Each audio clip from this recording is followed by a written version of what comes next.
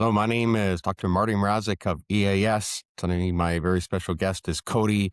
Not only does his daughter specialize in potty training, but we also specialize in talking about sport and elite performance. Perfect. Yeah. I think it's a interesting topic this week about the relationship between players' mental states and their performance. And then just before this, we were chatting about the adoption of mental performance principles of athletes at different age groups because it's something that comes up in the podcast by was it Johann Forsberg. There's a lot of different components to it. I think it's interesting that different sport groups adopt mental performance principles differently. Solo versus team sport, different age groups, how they can start actualizing it. Obviously, I ski raced at a high level when I was really young and then played college volleyball as I was older, looking at the discrepancy of how those mental performance things were adopted. So I was trying to think how long ago did I ski race and when did we start doing visualization and that staged body relaxation to understand your body sensations. And they teach you visualization in skiing, freestyle, and downhill racing at like 10 years old. I think my coach at 10 came from one of them. When I started to get older, he came from the Australian national disabled team. And he's one of the ones who really introduced it. And even in dryland, we'd lay there, we would do that guided visualization after you did workouts and exercises to kind of relax your toes up to your calves, through your knees, so you could have the feeling. And then you would always do your course check and then do multiple runs of the course in your head, visualizing every turn, your feeling, your line, what it would be like, how fast you were going, where you had to do all of your preparation. So I don't know. I just think it's very different than in volleyball. It gets introduced later on. My second coach in college had his master's in sports psychology and introduced more topics. And I think for volleyball, I wasn't ready for those topics necessarily because it was more of a confusing interjection of just playing in the autonomous system working. I don't know what your thoughts are on that, but I had been doing it since I was probably 9 or 10 in skiing, but couldn't transfer it to a team sport like volleyball until much later on in my career. Yeah, no, that makes a lot of sense because I think in sports like skiing, it surely is individual. It's you against the course, and there's no other variables there. As soon as you introduce a team element, right? Like, you don't know what you're going to do at any point in the match, or you have some idea, but it's not like you have, okay, for the next minute, this is all that I'm doing. And so I think you're right. I think you have to really shift your mindset going to a completely different set of, there's so many, other variables that are now being thrown into it. And so it's really, you have to think about, the setter and the play, like they have to coordinate all that together. And it's not just one thing that you're focusing on. And, so that's why I think the skills of visualization work in those individual sports because there's no other distraction, so to speak. Where in volleyball, right? Like, okay, you can visualize, a hit, you can visualize, but it's just like there's so many things to integrate that I can imagine that would be really hard. So for you, when you're playing volleyball, like what would you be visualizing? Like really when you're starting out, the only thing you really get into it with is your serve because that's your only Yeah. very consistent, like you said, lacking external variables. What are you going to do pre-serve? What's your routine? What's your contact? It has to go over the net. Like you're not from that set point, you're not interacting with other people, but then mid-match, you really can only do what is happening in the moment and really rely on your practice and your skills and your training to hopefully take over and not be thinking about it at the time. So I'd say that's kind of the only one. And I mean, obviously rooted in volleyball because that's what I played, but so many team sports, but it's one of the ones where you can't do it all on your own. Like hockey, basketball, you shouldn't be doing it on your own, but technically you could go end to end and score, where that's not even possible in volleyball or sports like that. So yeah, I think it's something we've noticed a lot recently, and it changes the implementation of that mental performance aspect and how you're delivering it to those athletes. Like it really transfers the onus to from player to coach depending on the level and the age. And the study that you had sent me and you want to chat about, which I'll let you kind of preface here pretty quickly, but it really dictates the difference of how old's the athlete, what sport are they playing, and what level are they performing at, and then what are the coaches doing. So Can I just ask about volleyball? Were there some things about visualization where just being calm in the moment, where you just had to like take a breath or do something? Was there any aspects of visualization there that it wasn't specifically for everything that you were doing, but for you just to be really present in the moment, to be calm if you miss a kill, right? Like that reset. Was there any part of visualization there that you developed in your development as a volleyball player? a little bit, but I'd say it's more of that very quick reframe technique that you talk about compared to visualization beyond serving. Like, yeah, you can visualize your attack, but until you're up in the air and you have a split second to decide, you don't really know, are you hitting down the line or are you going cross body? Well, it depends where the block is. 0.1 second before you contact the ball more than anything. So more of the quick reframe and then building that thing to, okay, that's done. Let's move on. Reset, take a breath. I used to actually put little messages on my shoes to help with the reframe. One like was to help me with my approach to make sure I got back far enough and then jumped appropriate. And the other one was just to take a breath. Because then that was a message down there. You see it, you take a breath. We all know that the breathing techniques, and there's a lot of different things to breathing, and there's lots of books that are dedicated strictly just to breathing. But um, I'd say I never really use visualization mid game particularly. I mean, hockey's another one. I don't know how many guys are visualizing that much unless you're in like a shootout situation. Like, how do you do it? Because there's too many variables. How are you playing with Connor McDavid? How are you visualizing what he's going to do? The guy's moving fast, twice as fast as anyone else on the ice sometimes. So that's hard for someone even to keep up. Never mind to pre-plan where he's going to be. So I'd say no, not so much in those team sports. It's really hard. Yeah. I mean, I think the one exception in hockey would be goaltending, where you visualize, a specific, the puck goes across and you have to visualize your body moving there. But as we know, goaltenders are just a very different, position compared to the others. So other than that, like you say, how do you visualize, specific components of your performance? It's just very different. When in your experience, when your coach was trying to get the team to collectively just really focus again, like was there any strategic things that a coach would do? Just say, guys, we're not working together. You're not coming. Like, was there anything that you found when the coach would settle the team in, or would he just go into routines? Would he just go into, repeating a play until everybody was in sync? Was there any components that the coach brought to bring a team together so they were more focused? I think that's probably the biggest gap we see with most organizations. Like, what is the coach using as a toolbox to when he realizes that their athletes are kind of going off track? I mean, it's different in a game than in practice. It's easier to shut it down, talk to someone in practice, have a collective group reset, and then get back out there. In a game, it's harder. I find most coaches will rely on the team to do it themselves. Like, there's a lot of times you're in a game or you're watching something and you say, well, why? I'd take a timeout there, but the coach just lets them go because, in their opinion, they need to, as a group, get through it and then get on a roll and not be disturbed in that situation. So I don't know. I don't have that many different, I mean, it's very sport and situational and team dependent. You need to know what makes your team tick and what makes them reset. Because if you don't have that set and practiced, it's not going to work in the game situation. So, like, some coaches will shut down a practice, yell at their guys, and that gets them really into the zone. Some tell them just get water, take a break, take a breath, focus on what you're doing. The Bill Belichick situation of do your job and that's all you get. I mean, Mhm. that puts it really internally for each player. So super dependent. That's why the coaches have to have that ability to know what makes their team tick and what makes each guy tick too. So the communication between players and groups and everything. Yeah. Coaches reading the situation for what it is pretty important, right? And knowing their team and knowing the buttons to press and all that.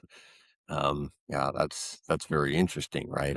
I know that when we look at elite performance, just the importance of routines and every player getting themselves in a routine where they prepare their mind in the best way possible to be present. So that's why routines are so important is, in the hour before you go to practice or before you go to game, what is your routine that you're preparing your mind and your body to be ready?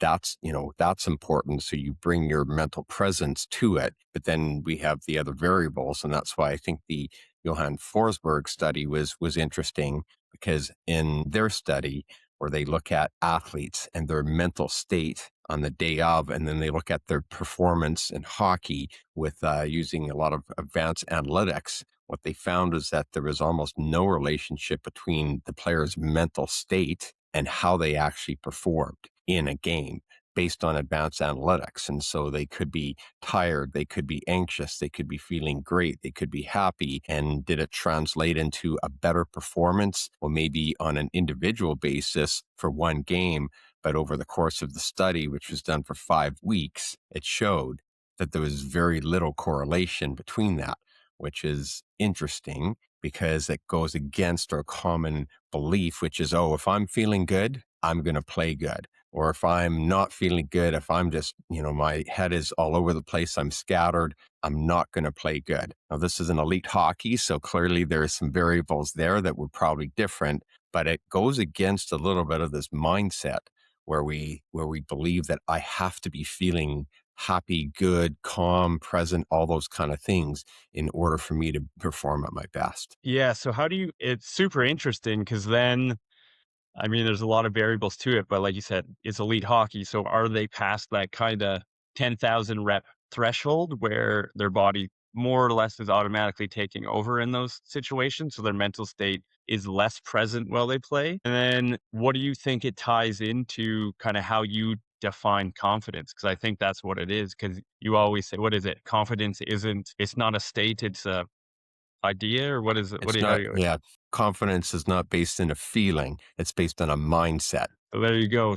If they're feeling tired or feeling anxious, and a lot of the stuff was clinical too, so they could be feeling depressed or feeling anxious or feeling things that are validated through clinical assessment, they could still go out with confidence, even though their feelings are of a detrimental nature. So I find that really interesting. So what do you think it ties into confidence? Where I think it ties in is that I think you brought it up, the point about when you've done something repetitively and you've gone through so many of these experiences. I think that your mindset and your confidence level is such as that you can shake off a bad period, you can shake off a bad play pretty easily and continue on. That really the mindset is not. I think part of the issue that they're talking about is what is our automatic pilot like?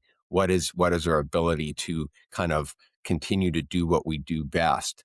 And I think that elite athletes have just been able to develop that experience and repeat the same type of things over and over and over again. So they're able to adjust to multiple situations without having to think about it. I would suspect that if they did the study with younger athletes, they would get very different findings. That would be my anticipation, because I think there's something about, a young athlete who is anxious. And we know that anxiety leads to tight muscles and poor decision making and scattered thinking and being zoned out versus zoned in. There's more variables there. But again, that's the data that we would want to collect, because the assumption is no, with younger athletes, the mindset is really a predictor of performance. But if we without that data from a similar study that Johann Forsberg did with a younger data, or with a younger group, we can speculate. I think we have reasonable evidence, but we don't have the actual data. So you kind of answered a question I was going to ask. Given your work with both professional NHL teams and let's just say U15 AAA teams, do you think the findings in the study, because it kind of goes against conventional ideas, do you think it's accurate for the pro players? Like, are the NHL guys, from your anecdotal evidence, less affected by it? Or is the study needing change? And he admits in there that it's tough to collect the proper data at the right time. You'd want it mid-game, you'd want it closer to playing time, you'd want a lot more accurate data points with it. I think potentially doing the studies with measured wearables, so you could see heart rate, infer like skin temperature, everything to determine in what we know about stress levels would be beneficial, because maybe they're very calm beforehand because they've been in a situation 1,000 times. Is it different between rookie guys who were just drafted in the NHL and then guys who have played 10 years? I'm sure Crosby feels a lot less stress going into a game, regardless of its outcome, compared to a guy who's, look at the Olympics, Crosby and Bedard going into the Olympic gold medal game. What do you think their preconceived stress level was? Like, obviously Yeah, Crosby was no, hurt, but the mentality side of it. I think you bring up, I think probably a really important point, which is when you're a professional hockey player, like these subjects that were studied in the Forsberg study, these guys are under contract. They've been in the NHL for a number of years. So there's a certain amount of reduced, variables that they have to worry with. They know that they're going to play. They're going to play, a long season. If it's just an individual tournament, again, the data is collected during the course of a season. But like you say, what about the Olympics? Maybe that's a different setting where there's more variables that can change, and every game, of course, is worth a lot more. Maybe there is something to that mindset where it's like, okay, if I have a bad game today, I'm going to have a better game tomorrow. Just like some of the kickers that I've worked with. Well, they'll tell you their confidence level is such as that I know if I shank a punt, that 95 times out of 100, the next punt, I'm going to have a good kick. So they're really dialed into that. They're not focused on, well, if I mess up here, it's going to mess up everything. And just the experience that I've had working with the younger athletes is they don't have that, right? If they have a bad shift, especially the ones that are anxious or that are very emotional, it does rattle them, right? Then they're frustrated. Or if they don't get the opportunity to play on the power play and they're sitting there and looking at the coach and they're getting mad and frustrated, well, then I think there's all those variables that really do affect their play. And then, I think they're just much more vulnerable. So there is something to that experience. There is something about being a professional where you're locked into a contract, where you have a long season, where you have a lot more prediction in what's going to be going on. I am very interested by your question is, well, what happens if it's more situational, like a tournament? What happens if it's in the Stanley Cup finals? Does that change the mentality? Does that change the mindset? When we look at teams like the Oilers the last couple of years going into the finals, is there anxiety? What are the mental state, and how does that translate into performance? It's an interesting question, right? Well, and I wonder from the kicker standpoint, like let's say a place kicker in the NFL, they miss a point after a PAT. Very reasonably, they should make the next five essentially. But then what happens when they miss three in a row? Because then we know from NFL standpoints, you get a kicker that's missed whatever over 50% of their PATs in 2 games in a row. They're probably gone. Like, it's a pretty volatile market. So I imagine super situational compared to that long study of it. But then another point that I found pretty interesting was, well, then determined by the group that is being viewed and what level they're at, you can kind of address what the core components of that mental performance plan will help most. So at an elite level, it sounds like you're looking for injury prevention, because we know that there's a big correlation between more mental health and long-term injury or injury recovery or overall long-term wellness at an elite level.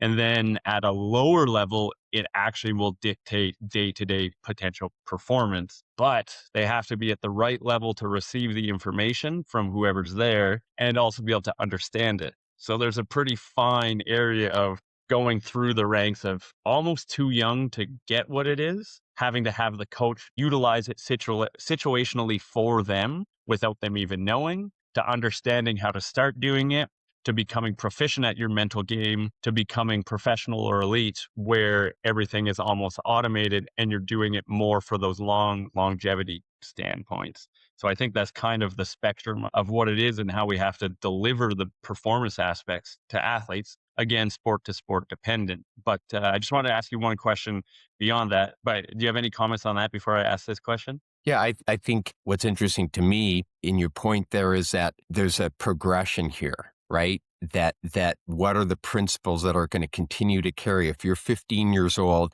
and you know your performance is erratic and up and down, but you want to get to that level where you're like these NHL guys where again their mental state was not affected to that. And that's where I think those core principles of looking at routines, looking at mindset, looking at resetting yourself, looking at your process rather than the outcomes. That's kind of the big message is what process do you have for recovering from a couple games where you're not playing well? What is the mindset? What are you doing with all that information? Are you staying in your head? Are you staying anxious? Or are you using it to learn, right? The overall process. Because I think that the pathway to get there obviously has a lot of bumps and a lot of variables. But what we're learning is that the end goal is this is what happens. And the elite athletes get there. So that's interesting is that in order to get there, I think the young athletes have to really commit to a process where they're really looking at, okay, how do I help my mindset that I don't get thrown off by a couple bad games, that I don't get thrown off by my anxious state, those kind of things. What are they doing to build that so they can get to the place where they perform like the athletes did in the Forsberg study? Yeah, I think it kind of brings up the chicken and egg situation too, because in the study too, they stated that your mental state doesn't necessarily dictate your performance, but your performance in the game will dictate how you feel after the fact. So I guess you could have a bad game, could wreck your week following, but you can't let that make you stress and worry about the next game because at that level, they have found in this study at least that you're still going to perform well. So there's no need to induce more anxiety when it likely won't have, according to this, an effect on your next performance realistically. Maybe. I mean, there's a lot of variables going into it. You want to keep a good mental state for your everyday health and wellness, and then perform well so you're also feeling good after the game. Yeah. Yeah. Well, and I think that to your point too, just to expand briefly on that, is we talk about players being in a slump, and slumps happen at all levels of sport, including the elite levels. And what I think is interesting there is that a slump is usually about specific metrics, right? And again, if you get away from the process where suddenly all you're thinking about is I have to score a goal, I have to make a shot, and you get away from the big picture, which is, well, there's all the variables that go into keeping yourself healthy and hydrated and the right nutrition, like all those variables. If I think a slump is just a very specific mental state for a short period of time that athletes get stuck in, right? But if the focus is just on one metric, then I think it really derails them from what they're trying to do overall. And I think we saw a great example of that in Edmonton a couple years ago with Connor Brown, who came in where the expectations were for him to be an elite scorer, to go back to a couple seasons ago where he was scoring 20 plus goals in the NHL, and that didn't happen. But what he did during the course of the season is he adapted his game and he became a really prolific third line player and penalty killer. He figured out how he had to adjust his game in order to perform at his best. If he was just looking to score goals, it would have been a disappointing season.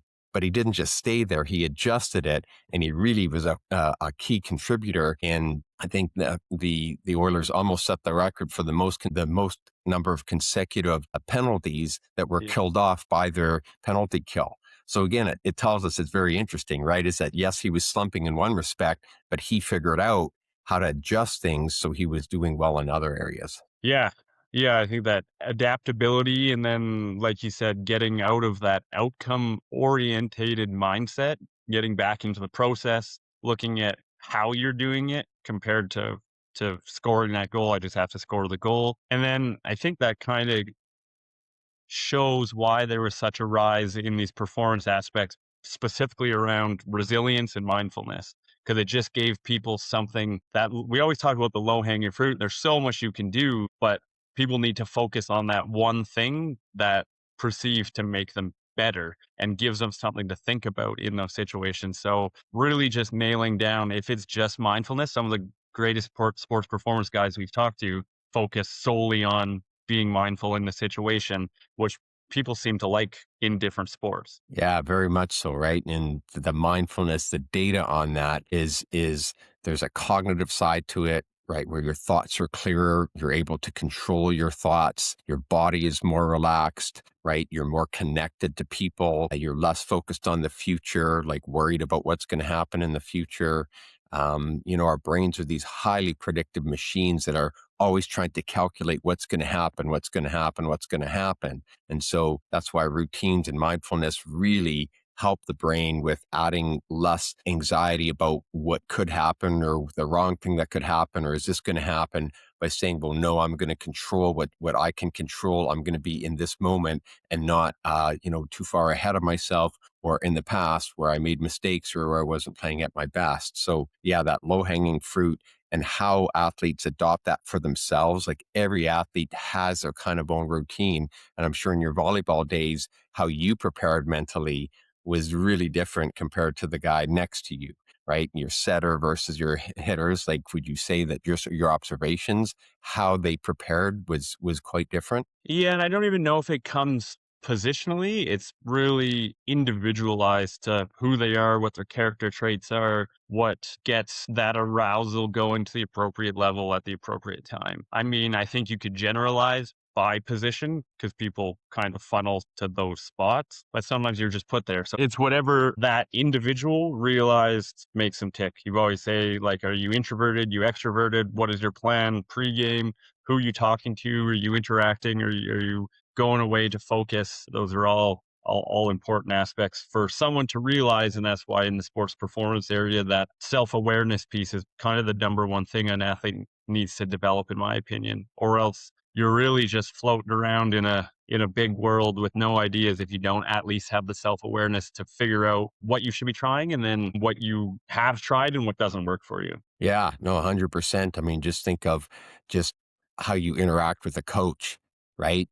s- you're if you're in an environment where you're dealing with a coach that you don't necessarily align with or their style, and you go to practice, and every practice is like, and you're kind of grinding it out. If you don't have that awareness to say, well, what's going on inside of me? How do I have to change my thinking? How do I have to modify how I'm going to approach this?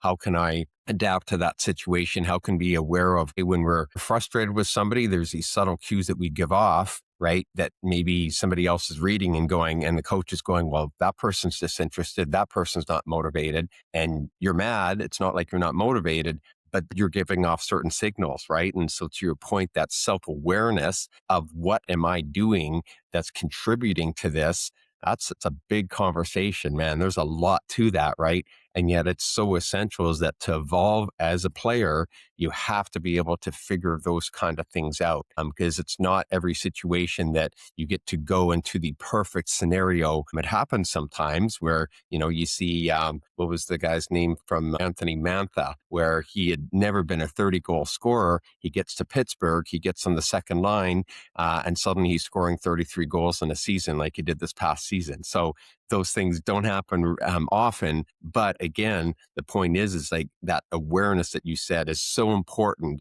for you to evolve your game and to maximize your performance in whatever situation you happen to be in. Yeah, I mean, it's probably the hardest thing to develop throughout your entire life is that self-awareness, emotional and social intelligence to understand how you're affecting your team in the individual sports is a bit less crucial, I guess. You still need the self-awareness, but how you act is not interacting with your team, where in team sports, your mentality translates to everyone and they see it and they pick up cues off of you. So you kind of have to know, especially as a leader, what are your cues telling your team and getting them to do? But I get for a last question here, I'd say, what's your main takeaway from the Johann Forsberg study? Yeah, I like as a researcher, my takeaways are, well, what's the next study that we can do to answer some of the other questions that we don't know about? But I think the takeaway is what we referenced earlier, which is this, is that when we think about player performance, we believe that there's this relationship. And I think maybe intuitively, we believe there's a strong relationship between your mental state and how you actually perform. And what this study showed is that that's not always the case. That's not always a situation where your mental state is going to translate into, either an optimal performance or a poorer performance. And I think that the takeaway is okay, yes, there's some variables that are unique to that study, but it also tells us is that when we focus on being present in a game, it can wash away what happened earlier in the day. It can wash away all the emotions, all that kind of stuff. If the focus is, well, it's a long season, here's another game, tomorrow's another day, I'm going to get up, the sun will, shine again, those kind of things. I think what it tells us is that maybe sometimes we emphasize too much of, well, I have to be feeling 100% in order to play well. And maybe you don't. Maybe there's some variables or situations that you don't. So I think for me, that's one of the takeaways. Yeah, no, I think that's a good thing. And it ties into